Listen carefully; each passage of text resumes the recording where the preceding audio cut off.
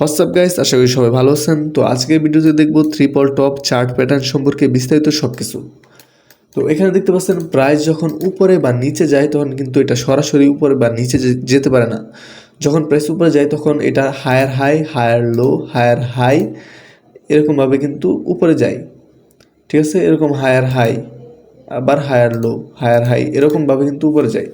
কিন্তু যখন আমরা দেখতে পাবো চার্টে প্রাইস উপরে যাবে, হায়ার হাই তৈরি করবে, আবার নিচে আসবে, হায়ার লো তৈরি করবে, কিন্তু আবার যখন উপরে যাবে তখন এই যে হায়ার হাইটা দেখতে পাচ্ছেন এটাই কিন্তু ব্রেক করে উপরে যেতে পারবে না। তখন কিন্তু প্রাইস এই ইকুয়াল আপনার যেই আগের হায়ার হাইটা আছে এটার ইকুয়ালে কিন্তু প্রাইস এসে রিজেকশন পেয়ে কিন্তু আবার নিচে আসে।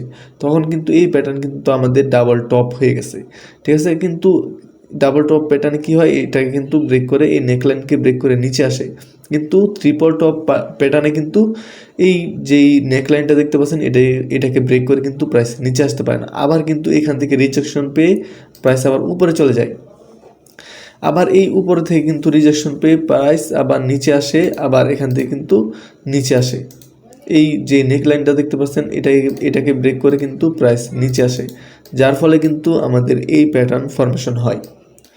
সো দেখতে পাচ্ছেন এটা কিন্তু যে উপরের তিনটা লাইন দেখতে পাচ্ছেন, উপর যে তিনটা টপ দেখতে পাচ্ছেন, এই তিনটা টপ থাকার কারণে কিন্তু এটাকে ট্রিপল টপ বলা হয় এই প্যাটার্নকে। সো এখানে দেখতে পাচ্ছেন, আর এটা হচ্ছে নেকলাইন। এটাকে আপনি সাপোর্টও ধরতে পারেন, নেকলাইন ধরতে পারেন।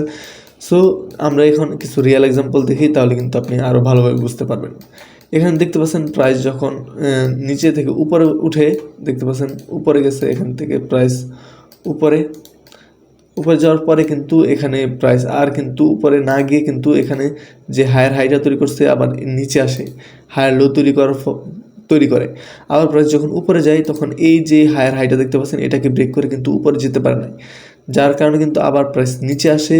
আবার এই যে নেকলাইনটা দেখতে পাচ্ছেন এটাকে ব্রেক করে আবার আরও নিচে আসতে পারে নাই। যদি আরও নিচে আসতো তাহলে কিন্তু এটা আমাদের ডাবল টপ প্যাটার্ন হইতো।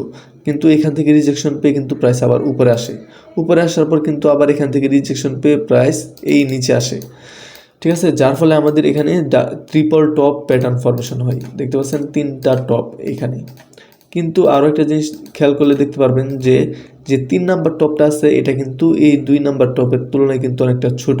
দেখতে পাচ্ছেন প্রথম টপটা একটু বড়, দ্বিতীয় টপ এইটা থেকে একটু ছোট, আবার তৃতীয় টপ এই দ্বিতীয় টপের থেকে কিন্তু আরও ছোট, যার ফলে বুঝতে পারি যে প্রাইস এখান থেকে কিন্তু আরও ভালো রিজেকশন দিচ্ছে। ঠিক আছে, আর যখন এই প্যাটার্ন ফরমেশন হয় তারপরে কিন্তু আমরা সরাসরি এখান থেকে কোনো ট্রেড নেব না। যখন এই নেকলাইন দেখতে পাচ্ছেন এই নেকলাইনকে ব্রেক করবে প্রাইস, তখন কিন্তু আমরা এখান থেকে একটা এন্ট্রি নিতে পারি।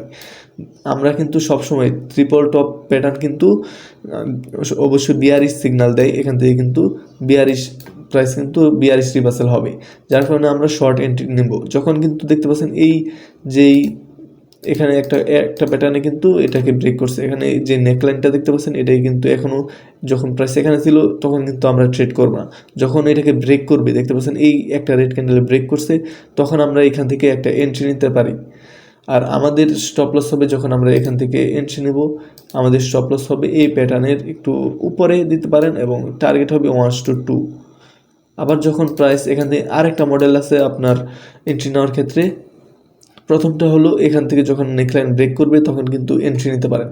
আর দ্বিতীয়টা হলো যখন এই নেকলাইনকে ব্রেক করে প্রাইস নিচে আসবে, আবার এই যে নেকলাইন দেখতে পাচ্ছেন এটাকে রিটেস্ট করবে, রিটেস্ট করার সময় কিন্তু এখান থেকে একটা এন্ট্রি নিতে পারেন। যেমন দেখতে পাচ্ছেন প্রাইস যখন এখানে আসছে এখান থেকে যখন রিজেকশন নিছে এবং রিজেকশন নেওয়ার পরে কিন্তু আমাদের দেখতে পাচ্ছেন এখান থেকে একটা বিয়ারিশ সিগন্যাল দিচ্ছে যে প্রাইস নিচে যাবে, যার ফলে কিন্তু আমরা এখান থেকে একটা ট্রেড নিতে পারি।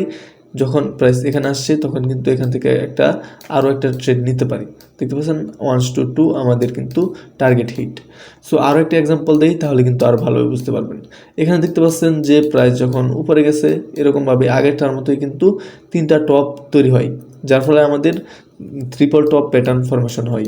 আর এটা হচ্ছে আমাদের নেকলাইন। এই নেকলাইন যখন ব্রেক করছে এখানে দেখতে পাচ্ছেন প্রথম ক্যান্ডেল কিন্তু ব্রেক করছে, প্রথমে এই রেড ক্যান্ডেল, অনেকটা বড় রেড ক্যান্ডেল, এটা কিন্তু ব্রেক করে নিচে আসে, কিন্তু এখান থেকে আবার রিজেকশন পেয়ে উপরে যায়, উপরে গিয়ে কিন্তু এখানে ক্লোজ হয়। তখন কিন্তু আমরা যখন দেখবো যে কিছু সেকেন্ড হলো বাকি আছে, এই ধরেন যে এই রেড ক্যান্ডেল যখন এইখানে আসছিল, তখন কিন্তু আমরা সরাসরি এন্ট্রি নেব না। আমাদের ক্যান্ডেল যখন শেষ হবে তখন কিন্তু আমরা এন্ট্রি নেব।